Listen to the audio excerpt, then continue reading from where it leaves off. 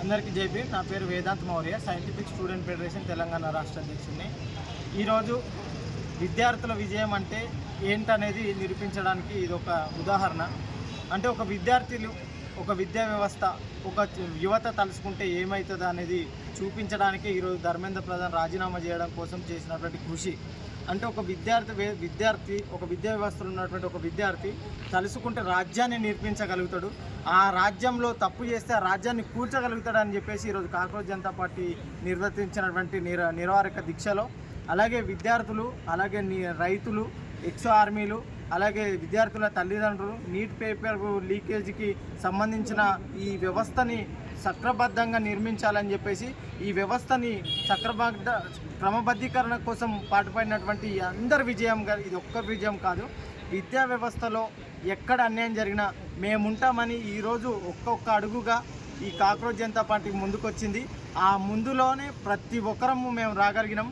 Cockroach అంటే ఒక బొద్దింక ఏం చేస్తుంది, బొద్దింక అనేది మేము ఇట్టుతోటి దాన్ని నాశనం చేయగలుగుతామని బీజేపీ నాయకులు ఎంతోమంది ప్రగల్భాలు పలికి వాళ్ళ యొక్క పబ్బాన్ని కలుపుకునే ప్రయత్నం చేశారు.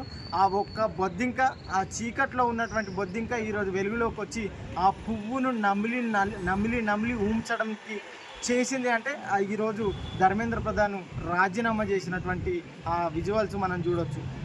కాబట్టి ఈ సమాజంలో ఎవరు తప్పు చేసినా ప్రశ్నించడానికి విద్యార్థి యువత మేలుకొనే ఉంది. ఈ వ్యవస్థలో ఈ ధర్మేంద్ర ప్రధాన్ రాజీనామానే కాదు, ఆయన చేసినటువంటి 30 మంది యువకులు చనిపోవడానికి, 30 మంది యువతులు చనిపోవడానికి కారణమైనటువంటి నీటి లీకేజీ ప్రాబ్లం వల్ల 30 మంది యువకులు చనిపోయారు. దానికి బాధ్యత వహించి ఈ బీజేపీ ప్రభుత్వం, ఈ ఎన్డీఏ ప్రభుత్వం వాటికి నైతిక బాధ్యత వహించి ఎట్లయితే రాజీనామాని స్వీకరించిందో అలాగే అదే నైతిక బాధ్యతతో ఎవరైతే చనిపోయారో వాళ్ళకి ₹1 కోటి నష్టపరిహారం అందించాలని, లేని ఎడల ఈరోజు ధర్మేంద్ర ప్రధాన్ రాజీనామానే కాదు, రేపటికాడ మోడీ రాజీనామా వరకు కూడా తీసుకెళ్లడం కోసం మేము ఉద్యమం ఆపము. ఈ ఉద్యమం అనేది ఆరంభం మాత్రమే, ఇది ముగింపు కాదు. ఈ విద్యా వ్యవస్థనే కాదు, ఈ దేశంలో ఉన్న ప్రతి ఒక్క వ్యవస్థలో నాణ్యమైనటువంటి వ్యవస్థను తీసుకొచ్చేంత వరకు ఈ కాక్రోచ్లు మేల్కొని ఉంటారు, ఈ విద్యార్థులు మేల్కొని ఉంటారు. ఈ విద్యా వ్యవస్థలో నిజమైన విద్యను అందించడం కోసం, నాణ్యమైన విద్యను తీసుకురావడం కోసం, నాణ్యత కోసం ఈ విద్యార్థులు పోరాడుతూనే ఉంటారు. ఆ పోరాటంలో మా సైంటిఫిక్ స్టూడెంట్ ఫెడరేషన్ కూడా భాగస్వామ్యం అవుతుంది. ఆ భాగస్వామ్యం అవడం కాదు, పోరాటం చేయడానికి మేము ముందుగా ఉంటామని చెప్పేసి తెలియజేస్తూ ఉన్నాను.